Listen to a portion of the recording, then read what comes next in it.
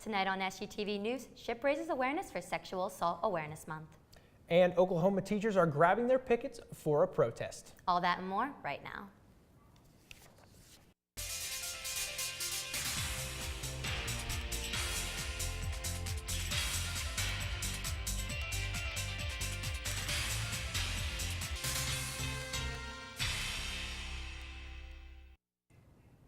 Thanks for joining us on SUTV News. I'm Jillian Menken. And I'm Jake Gillespie.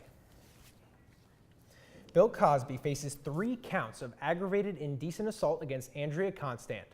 Constant is a former Temple University employee who claims Cosby drugged and assaulted her in 2004 at his home near Philadelphia.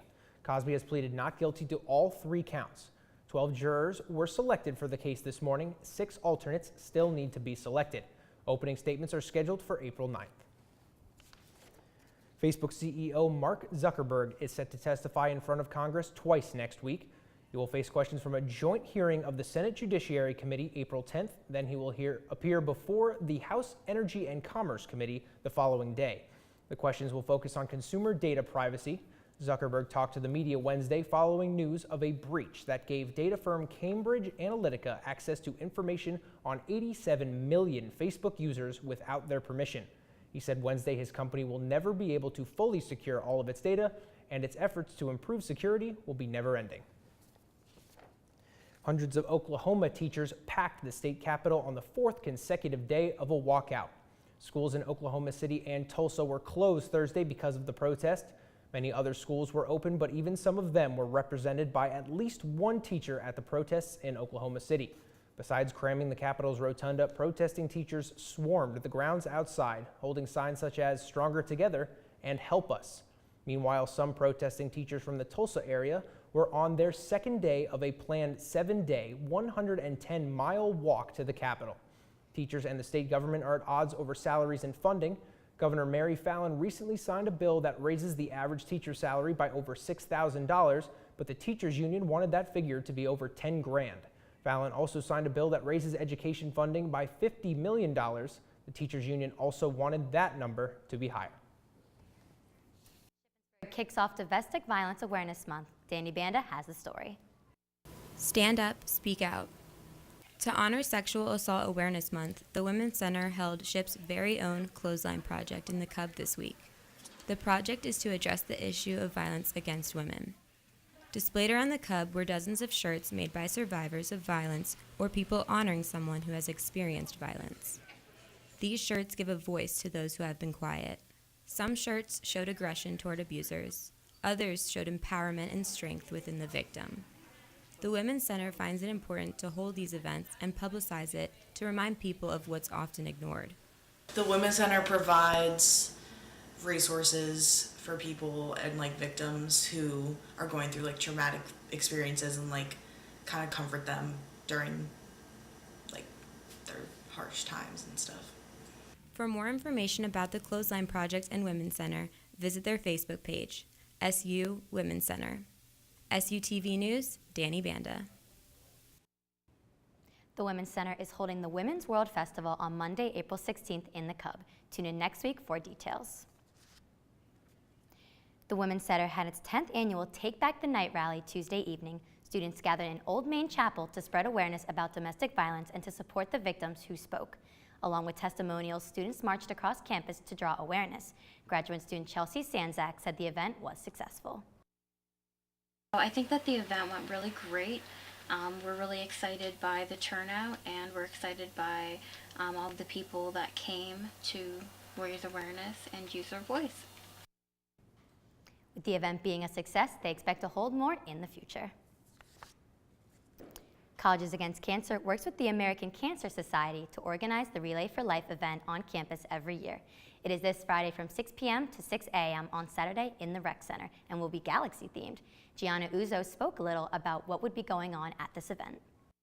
So we definitely really try to make it fun for everybody, because it's a 12-hour event. We want to make it fun. I mean, there's going to be sad moments, there's going to be happy moments, and then we have food. We have pizza, hot dogs, you name it, we have it, and we have a bunch, just everything. It's going to be a fun time. I'm really excited. So we definitely keep people busy.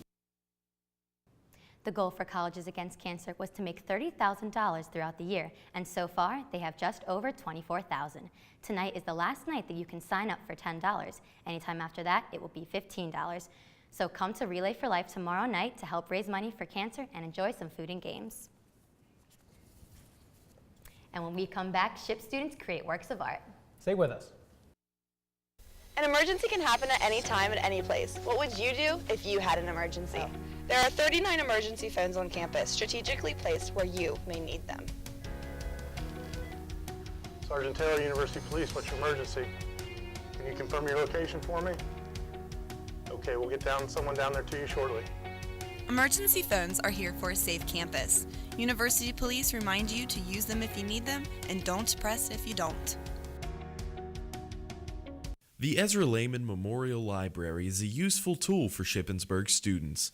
The library is a great place to study for exams, utilize online and in-person resources, and study for group projects. Need to print? The library has stations for students to use their printing allowance. Stop by the Ezra Lehman Memorial Library today on the campus of Shippensburg University. SHIP art students shared their talents with the campus this week. Liz Vanette has the story. The students of Hubert Art Center were proud to be selling their work in an art sale earlier this week. The art sale featured handcrafted pottery, jewelry, paintings, and drawings. Among the artists featured were Julie Newell, Christy Diagemenico, Laura Weichel, and Amanda Cruikshanks. I sat down with Cruikshanks to discuss the importance of this event. It's a lot to us as art majors to have that support from people, especially like on our own campus, and it's really a great feeling to have people that actually want to pay money for stuff that you make. It's a really cool feeling. The next art sale is planned to take place around Mother's Day in the DHC Fishbowl. I'm Liz Vanette with SUTV. For more information on the art sale events, visit SUTVnews.com. Shippensburg University invited 2 special guest speakers last week. Kyla Piper has the story. Last Thursday, Shippensburg University's English department hosted a poetry reading by 2 famous poets, Yona Harvey and Tonya Medina. Avid poetry readers and writers, among other students, gathered in Old Main Chapel to hear them read their own work.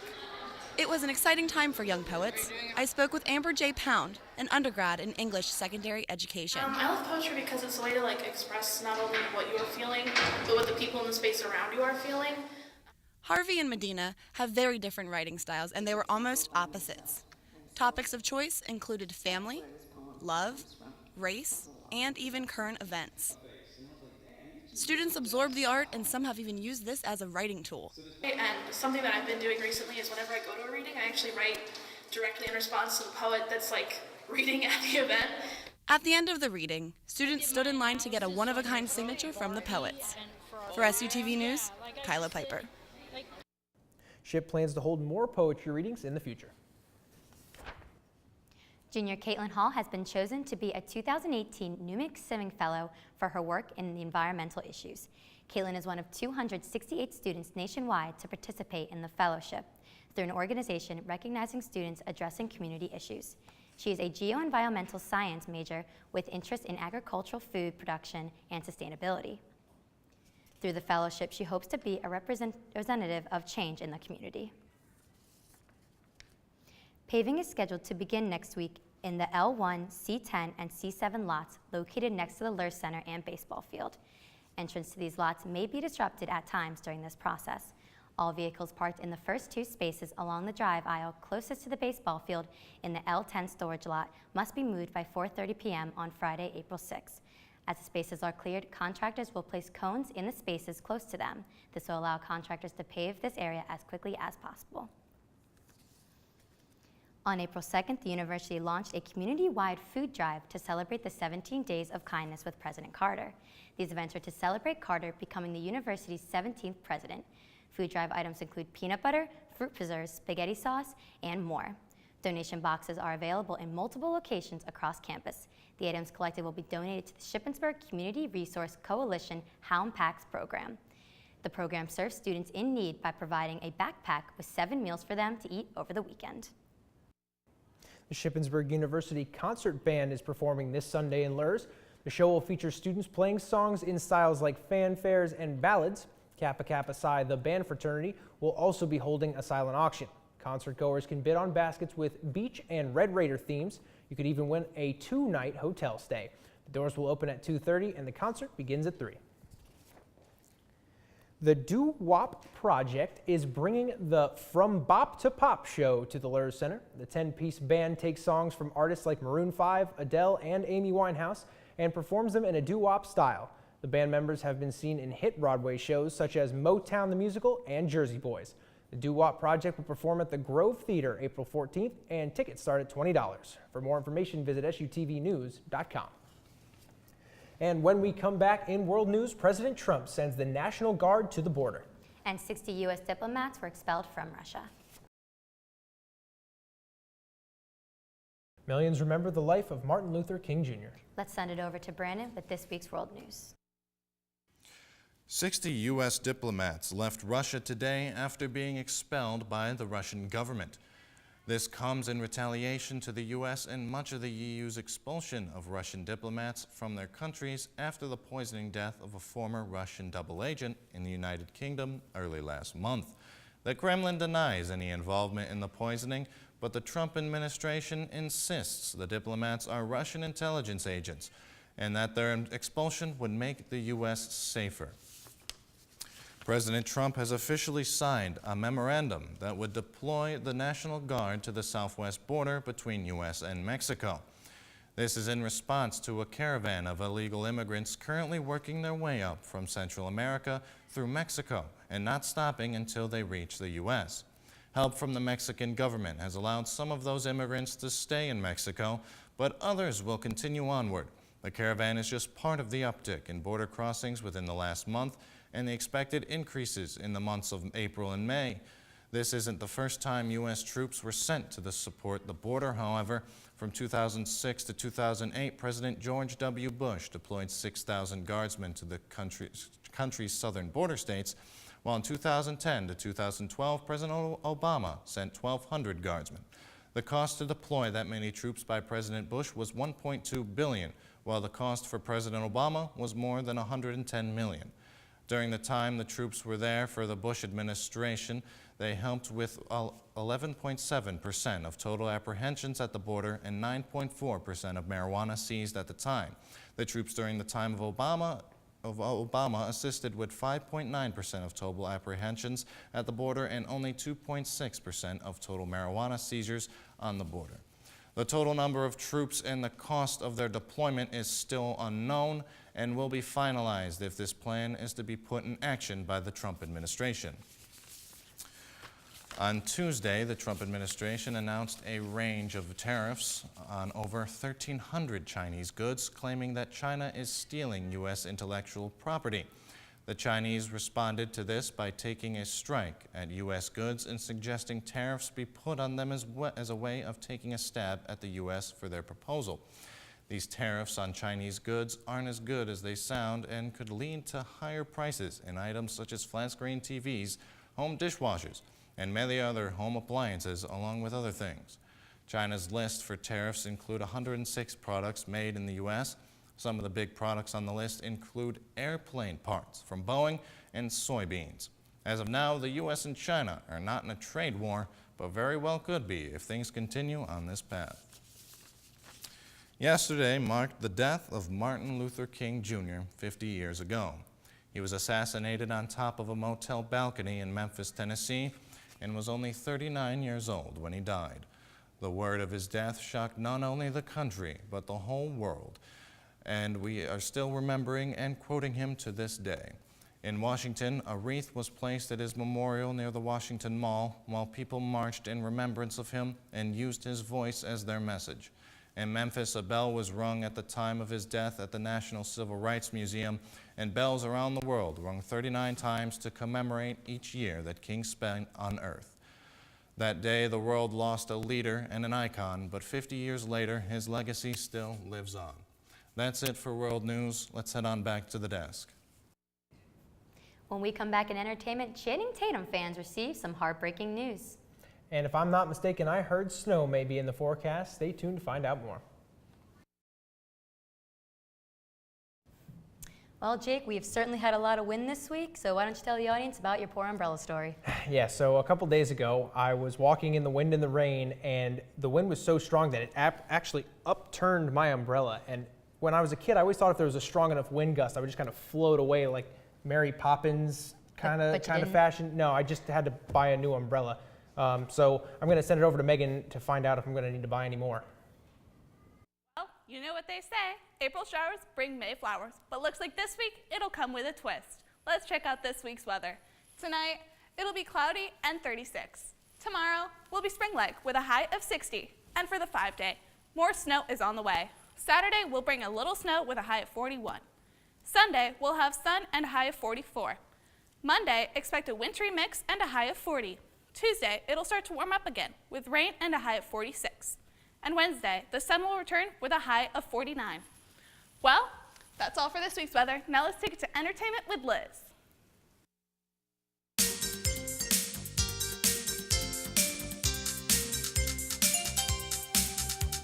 Tuesday night marked the series finale for Fixer Upper, and its stars were feeling it.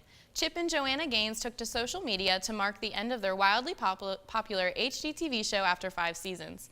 Chip Gaines tweeted, "Joe and I can't believe we're watching the last episode of #FixerUpper. Who's watching with us?"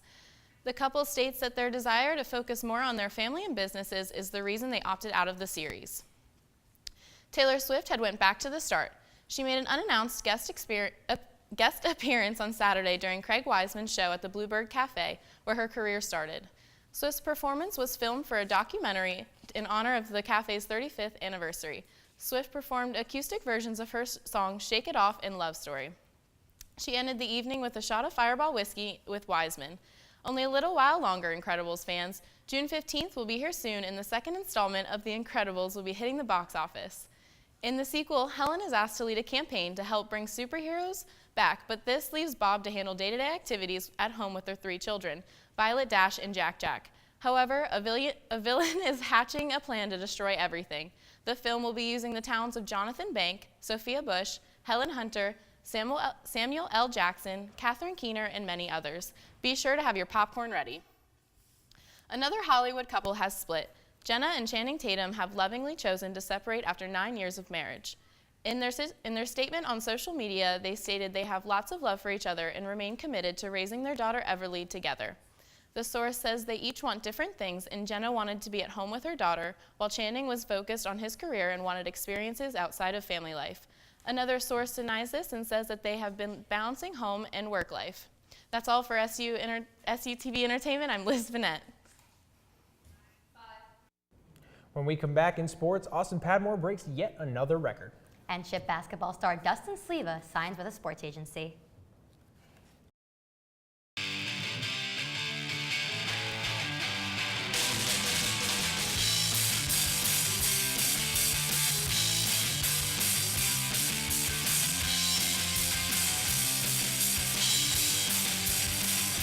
In track and field, freshman Austin Padmore carves his name into the record books.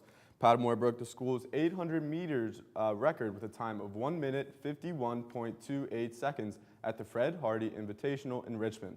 The indoor freshman of the year broke the previous mark of 1 minute 51.4 seconds set by Tom Cow. Honestly, the way we was running, I knew we were somewhere close, but I didn't think I was going to hit it on the first meet outdoor. The men's track and field team will be seen in action this weekend at the Colonial Relays in William and Mary. Senior javelin thrower Crystal Hartman threw for an NCAA provisional qualifier at the first track and field meet of the season. Hartman's throw reached 143 feet 9 inches, winning the javelin event and qualifying her for the NCAA championships. Hartman says this was just one of her goals for this season. A lot of hard work and dedication, and I feel like getting that All-America status, even shooting for national champion, is like always in the back of my mind. So I've been striving for that for this entire season, and it's like it's actually within my reach. So that would be a huge goal of mine. Top three. Hartman and the women's track and field team return to action at the Colonial Relays this weekend. All-American basketball star Dustin Sleva signed with sports agency Inception Sports yesterday. Sleva sent out a tweet announcing this partnership. In the tweet, Sleva said he just wants to make his dreams into a reality. That's all for sports. Now let's send it back to the desk. Thanks, Jordy. And a pair of escaped goats got themselves in a bit of a, let's say, a bad situation. Oh boy. Find out how these goats ended up on the PA Turnpike when we come back. An emergency can happen at any time at any place. What would you do if you had an emergency? There are 39 emergency phones on campus, strategically placed where you may need them. Sergeant Taylor, University Police, what's your emergency? Can you confirm your location for me? Okay, we'll get someone down there to you shortly. Emergency phones are here for a safe campus. University Police remind you to use them if you need them, and don't press if you don't. The Ezra Lehman Memorial Library is a useful tool for Shippensburg students. The library is a great place to study for exams, utilize online and in-person resources, and study for group projects. Need to print? The library has stations for students to use their printing allowance. Stop by the Ezra Lehman Memorial Library today on the campus of Shippensburg University. Well, Jillian, I have yet another riddle for you. Why did the goats cross the bridge? I haven't the slightest idea. Well, just ask these two. The pair wandered too far from their farm and ended up getting stuck on this beam on the Pennsylvania Turnpike. Crews spotted them and jumped into action to save them. No worries though, the goats did manage to safely return home and even grab a snack. And Jillian, what do you think about that for an adventure? Well, first off, they traveled all the way to the highway and back to their homeland farm, and they remained in one piece. I can't even do that. Me either. And that's it for SUTV News. I'm Jake Gillespie. And I'm Jillian Menken. Don't forget to follow us on Facebook, Twitter, Snapchat, and Instagram at SUTV News, and check out our website, sutvnews.com. We'll see you next time.